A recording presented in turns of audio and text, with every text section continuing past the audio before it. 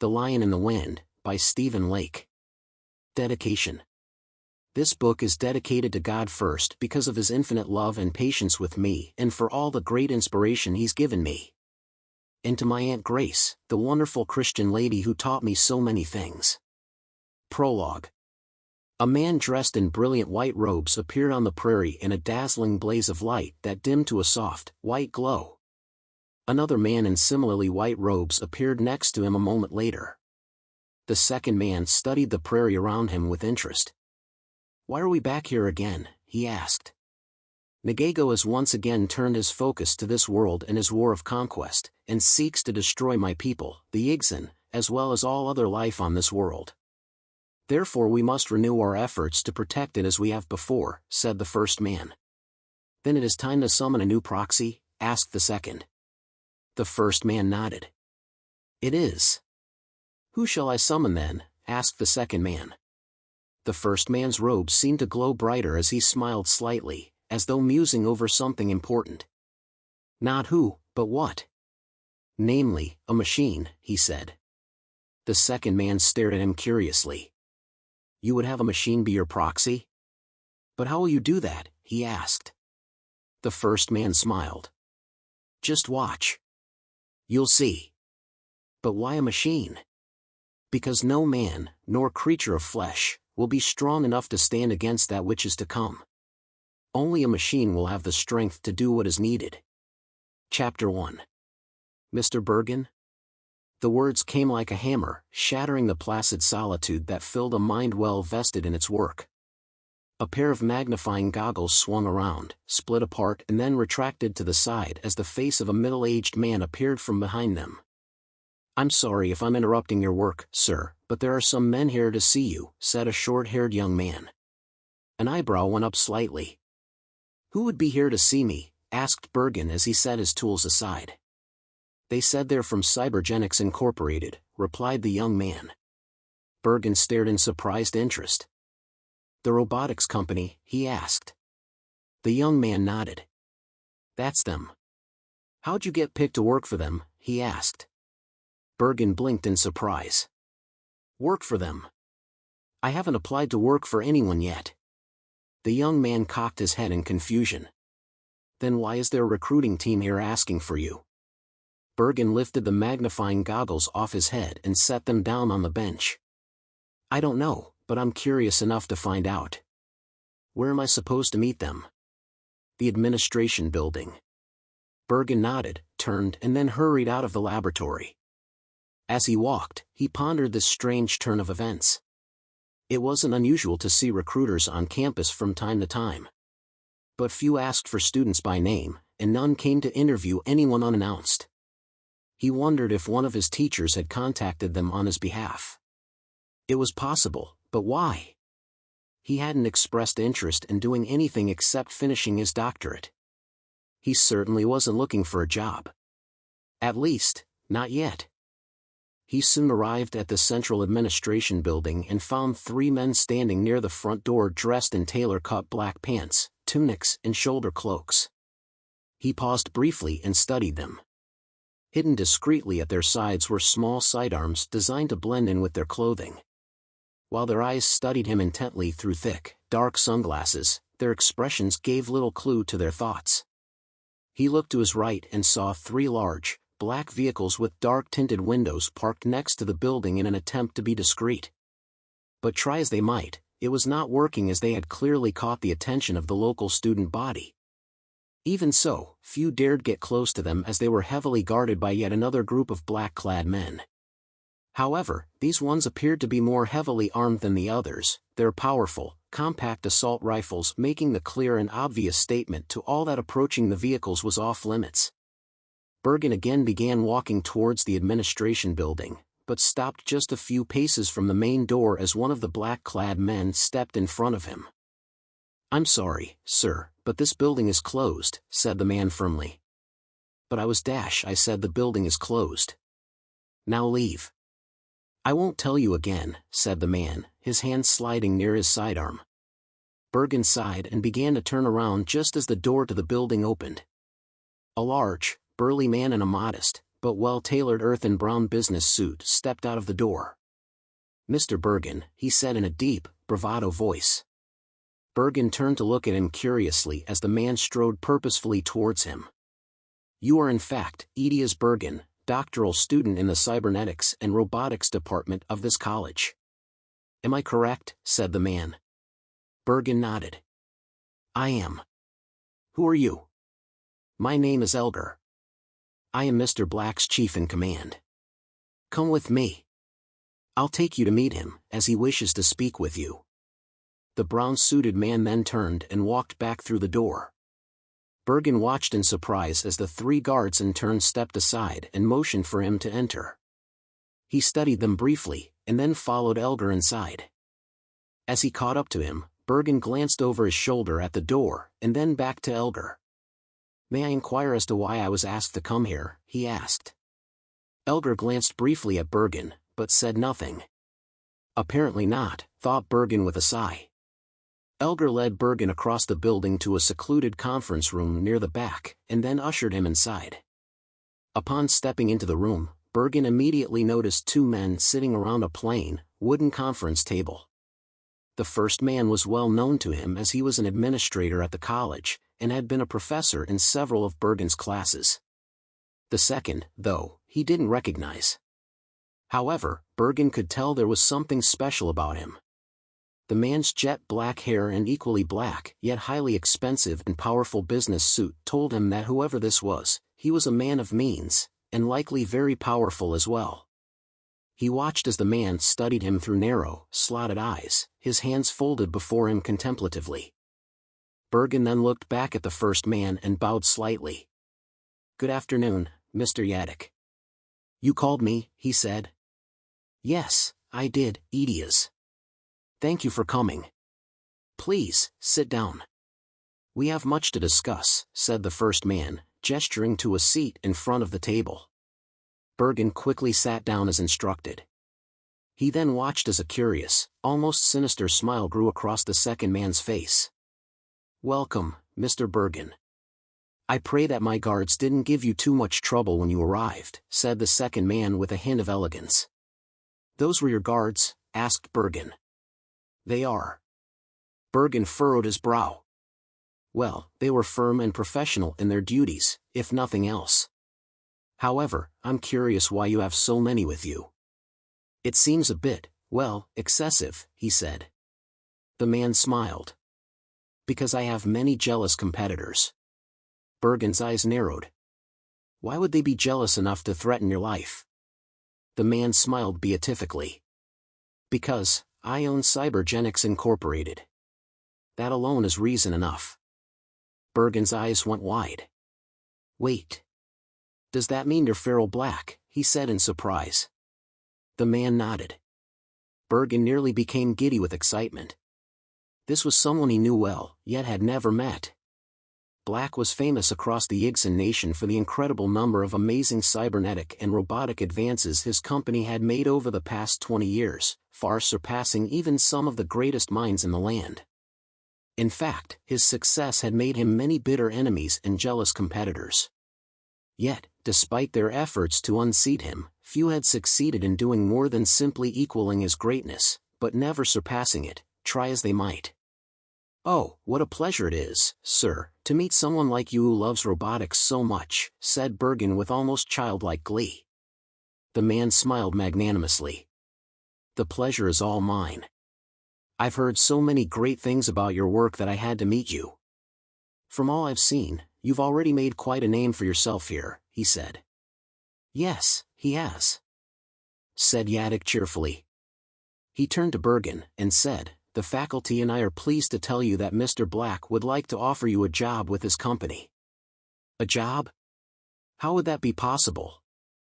"I haven't finished my doctorate yet," said Bergen in surprise. "That's not a problem. We can waive the last of your requirements and give you your doctorate now if you'd like," said Yaddick. Bergen straightened himself proudly. "I can't do that. Doing such would be dishonest and disrespectful of the hundreds of other brilliant men and women who've come before me and worked so hard to earn their degrees. I will not have my doctorate just handed to me with my work yet incomplete." Black smiled. I see that he is as honorable as you've said. I thank you for your compliment, Mr. Black, but until my work is complete, and the criteria for my doctorate met, I cannot become an employee of your company. I will not start my career based on a lie and a deception, said Bergen. Yaddick smiled and shook his head. You won't have to. You've already submitted your thesis and argued it successfully, correct? Yes, but I haven't finished my final project yet. I need to complete that in order to fulfill all the requirements of my doctorate. Black leaned back in his chair and folded his hands thoughtfully. How would you like to be paid to finish your project? He asked. Bergen raised an eyebrow. Are you saying that you'd like me to finish my project while in your employ? He asked. Your skill is so exceptional and one of a kind that I don't want to risk having you snatched up by anyone else. Especially one of my competitors. Bergen studied Black, but kept silent as he mulled over this offer in his mind.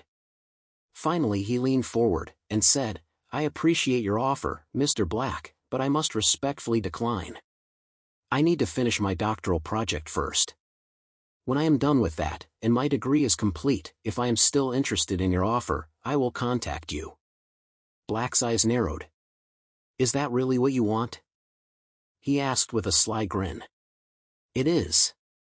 Black smiled magnanimously. Then I will respect your wishes. He then handed Bergen a business card, and said, if you do decide to accept my offer later on, please don't hesitate to contact me. Bergen nodded slightly. I won't. He then excused himself, and slipped out of the room. Yaddick watched him go in disbelief and quietly groaned to himself. I can't believe he's just walking away from your offer like that, he said. Don't worry, Director. He's just got a lot on his mind. He'll come when he's ready. Besides, I'd rather have him come of his own free will. He'll do better as an employee if he doesn't feel as though he were pressured into working for me. I hope you're right, Mr. Black. I'd hate to see him pass up this opportunity. Black smirked slightly, his eyes narrow and dark. He folded his hands contemplatively as he stared after Bergen. Oh, believe me, he won't. 3 months later. Bergen walked slowly into one of the laboratories at the robotics research facility and studied the room in disbelief. It was a complete mess with wires, cables, cybernetic parts and pieces, nuts, bolts, equipment, empty glasses, food wrappers and other things scattered all over the lab, intermingled with paperwork, drawings, schematics, computer hardware and a multitude of other things. While it was true that a messy desk, or in this case a laboratory, was the sign of a brilliant mind, this was a little too messy. He almost wondered if they shouldn't hire a maid. Hello? Is anyone here? He shouted. A metallic head popped up from behind a nearby bin of parts and then vanished, reappearing a moment later at his feet. The dog-like robot, similar in appearance to a basset hound, at first startled him, but soon made him smile. He then squatted down and reached out to the small canine robot. But it backed away slightly and studied his hand apprehensively. Bergen laughed. It was odd to see such animal-like behavior from a little robotic dog, and yet encouraging at the same time. Its large round eyes focused on his face, and then sniffed at him suspiciously. AV1, heel, came a voice from a nearby doorway. The little robotic dog immediately sat down and snapped to attention. A short, stout man in a white lab coat hobbled across the floor and up to Bergen. I'm very sorry about that. He's a nosy little pest, he grumbled. He then gave the robotic dog a gentle, disciplinary kick. Bergen chuckled. Oh, it's nothing. He wasn't doing anything bad, he replied. Ah, well, that's good. At least he didn't do to you what he did to the last stranger who stepped in here, said the man gruffly. Which was? The man frowned. You don't want to know. Bergen laughed. Couldn't be any worse than what my own droids have done to me before. The man gave a snorting grunt. I can imagine, he said tersely. He then slapped himself lightly on the forehead, and then held out his hand to Bergen. My apologies. I almost forgot my manners. I'm Dr. Visnell, director of the Cybernetics and Robotics Research Department, said the man. Bergen bowed slightly and shook Visnel's hand. I'm Dr. Bergen. Nice to meet you. The man's eyes lit up. Edias Bergen? Bergen smiled, and said, one and the same. Well, it's quite an honor to meet the only student in the entire history of the college to get a perfect score on their doctoral project. Bergen smiled sheepishly. The reviewers were overly kind to me. Visnel smiled. Don't be so humble.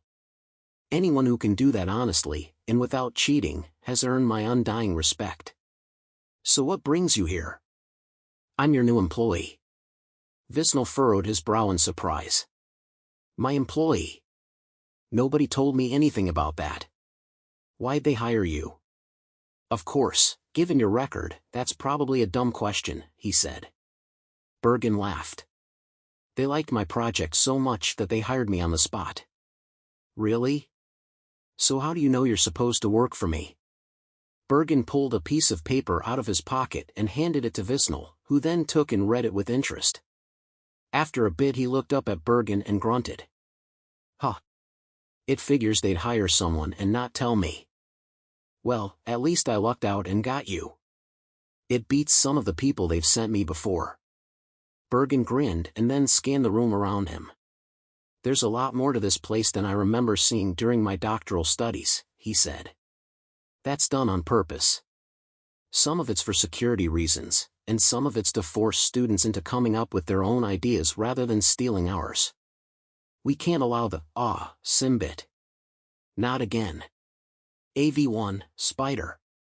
Bergen eyed Visnel with curiosity, and then turned in surprise as the little robotic dog jumped up and took off across the room. A few seconds later, a large metallic spider launched itself out of a nearby pile of robotic parts and made a mad dash for a nearby wall. But AV1 was faster and quickly overtook the spider. Realizing its peril, it turned to defend itself, but was immediately crushed like an egg between the little dog's jaws. The spider twitched briefly, and then went limp. AV1, return, said Visnel. The little robot trotted proudly over to Visnel, deposited the dead spider at his feet, and then sat down at attention as he wagged his tail proudly. What is that? Asked Bergen as Visnel reached down and picked up the spider. It's an autonomous robotic reconnaissance and survey probe. But most people just call them scout spiders. They're used as spies by everyone from the federal government to the corporate megaliths. This is the fourth one we've encountered so far this month. Someone apparently has a strong interest in knowing what we're doing here, it seems. Who do you think it is? Asked Bergen. I'm not sure. We've examined every one of them that we've caught and none of them have any markings that tell us where they're from or who sent them. Not even the programming tells us anything. It's a complete mystery. He tossed the spider onto a nearby table and began walking towards the back. Well, regardless, we need to get you started. I've got a couple of projects for you to work on that should be right up your alley. Such as? Asked Bergen. Well, ironically enough, one of them involves scout spiders, if you're willing to believe that. Bergen chuckled. Like the unit that AV1 destroyed? Visnel grunted. Sadly enough, yes. Personally, I hate them. However, they seem to be hugely popular right now across the continent, kinda like those new drones that Cybergenics just released last month. Honestly, I can't fathom why anyone would want to use one of those little beasts. But alas, ours is not to ponder why, but simply to make stuff happen. So if the demand of the public is for better scout spiders, then that is where our work will lead us. Why not into other areas? Visnel picked up a spanner wrench and calipers off a nearby table and put them in his coat pocket. He then handed another set to Bergen. We'll be working in those areas too. But Yadok and the other directors want us focusing on spiders for the moment. Personally, I'd like to ignore their request. But, since they signed my paycheck, I'm kinda stuck doing what they've asked. Bergen laughed. Such is the life of a scientist these days, is it not? Visnel snorted. At least at this college it is. Black looked up as Elgar strolled into his office and tossed a small data disk on his desk. Black glanced briefly at the disc and then smiled. Anything interesting? He asked. Elgar crossed his arms and grunted. They're getting better at finding our spiders. Aside from that, there's little else to report. Did our latest spider find out what the doctor will be doing in his new job? Elgar shook his head. It got killed by that mechanical dog thing that Dr. Visnell has before we could find out. Ah, such a pity. But no matter. We'll find out what he's doing soon enough. In the meantime, have we been able to secure a copy of his doctoral project yet? The droid he built for that fascinates me on many levels. Elgar gestured to the disc. We don't have the physical unit, but we were able to get a copy of the schematics and all other relevant data. The details are on that disc.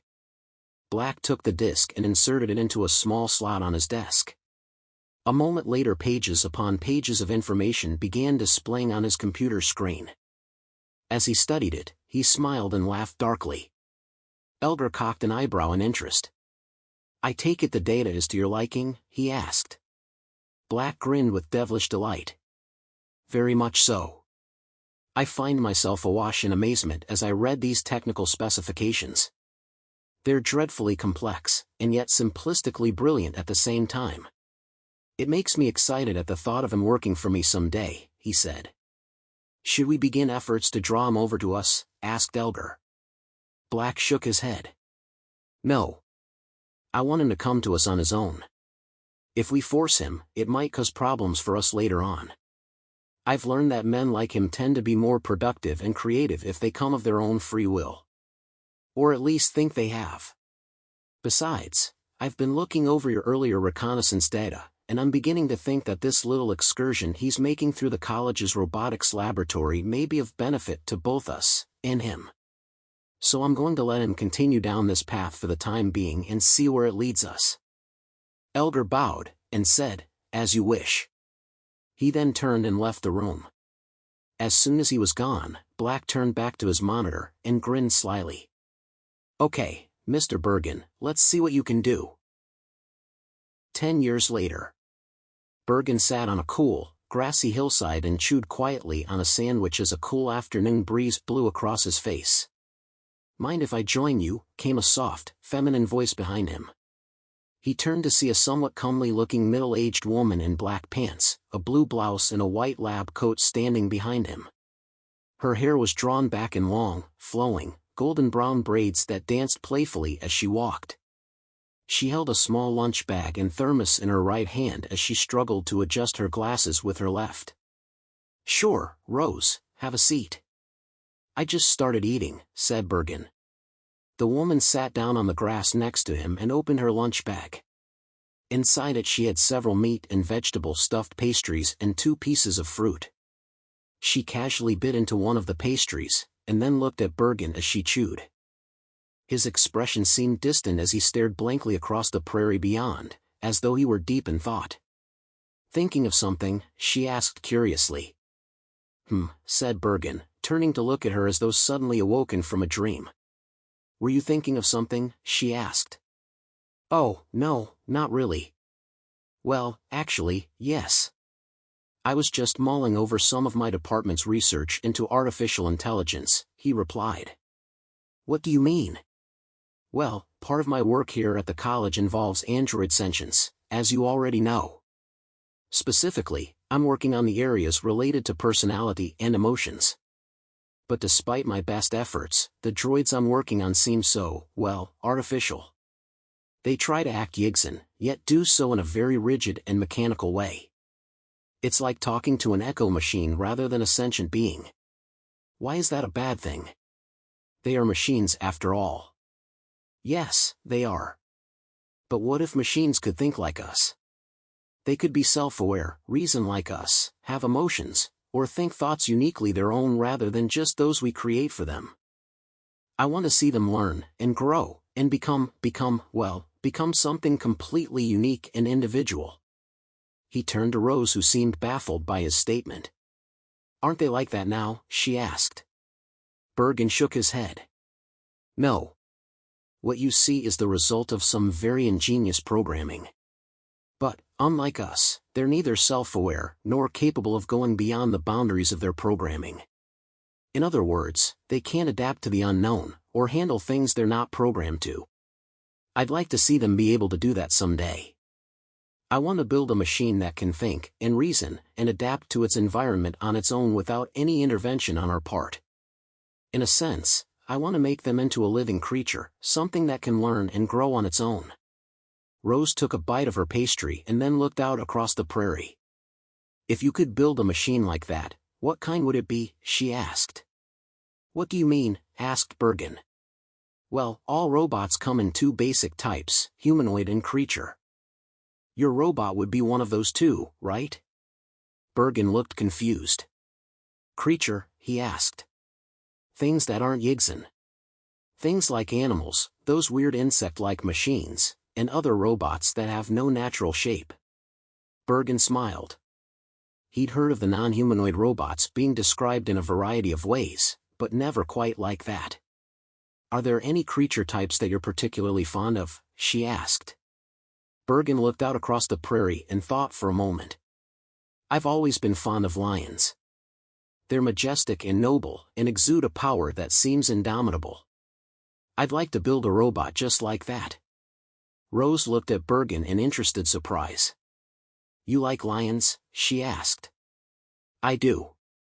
I've always loved lions. I even dreamed of owning one when I was a kid. Do you also like tigers? I like them almost as much as I like lions. Why? Well, if you could have a tiger as a pet, would you do it? Asked Rose. Bergen screwed up his face in an expression of confusion. I guess so. Why do you ask? Rose gave a sigh of relief. Then I have something you may like. But I'll show you after we finish eating. Bergen's curiosity now had the better of him and he quickly wolfed down his lunch, and then waited patiently as Rose finished hers. When she was done, she led him across the campus to the animal testing facility. As they entered, Bergen found the place full of numerous creatures, many of which he recognized, and some that he did not. He pointed to several of the cages. What is this place? He asked. It's a genetics lab. In here we experiment on animals in hopes of developing cures for a wide variety of diseases that plague our people. Bergen frowned slightly. Isn't that unethical? He asked. Rose shrugged. Ethics is what you make of it, I guess. As scientists, we sometimes work outside the realm of commonly accepted ethics in order to acquire the information we need. Think of all the great medical discoveries that have been made over the years. Many of them were achieved by using methods that, at the time, were considered unethical. She stopped and turned to him. I'm not saying that what we're doing is right. I'm simply saying that we're doing this to help others, and along the way we stumble onto some rather interesting things. Here, let me show you one of our more interesting discoveries. She then turned and led him down a long corridor full of cages, each of which contained a different type of cat. Some were big, some small, and some were unlike anything Bergen had seen before. Rose walked over to one cage in particular and stopped. Inside lay a small baby snow tigress sleeping contentedly on her little bed. As Rose unlocked the cage, the little tigress lifted her head and stared at the scientist through droopy, sleep-laden eyes. Then her eyelids snapped open as she saw Dr. Bergen smiling at her. Rose gently picked her up and handed her to Bergen, who lovingly cradled the little tigress in his arms as she stared up at him in awestruck wonder. She's so beautiful. What's her name? He asked as he stared deeply into the sparkling, gem-like eyes of the young tigress. She doesn't have one yet. You can name her if you want. She's yours, said Rose. Bergen looked at her in surprise. Mine. Why are you giving her to me? The project which created her has ended, so she's of no more use to us. As such, per project protocol, she's scheduled to be put to sleep soon. But she's so beautiful that I couldn't allow that to happen. I asked the director to let her live. He told me he'd do that if I could find her a home. I'm not allowed to keep her myself, so I was hoping you could. Bergen nodded. I'd love to. But why this particular animal, and not any of the others? He asked. Rose blushed slightly. Because she's very special. How so? Mama, who is he? Asked the little tigress. Bergen's eyes shot down to her in surprise, and then back to Rose. She can talk, he exclaimed. Rose nodded. She's the byproduct of a genetics experiment that combined tiger and Yigzin DNA. She's also the only kitten out of all the experimental litters to survive. She's a hybrid, said Bergen in surprise. Rose nodded. Yes, but she's a very special hybrid. She may have the body of a snow tiger, but her mind is much like ours, which means she can learn and understand things her wild kin cannot. But how can she talk? Asked Bergen. Rose shrugged. I don't know. We haven't been able to determine that yet.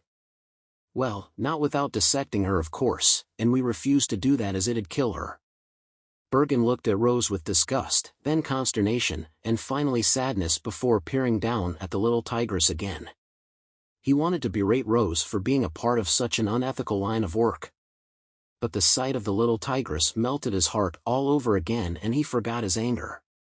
Are you my daddy? Asked the little tigress. Bergen smiled. I am now. Are you going to give her a name? Asked Rose. How about I call her Persia? Said Bergen. He then looked down at the little tigress, and asked, Do you like that name?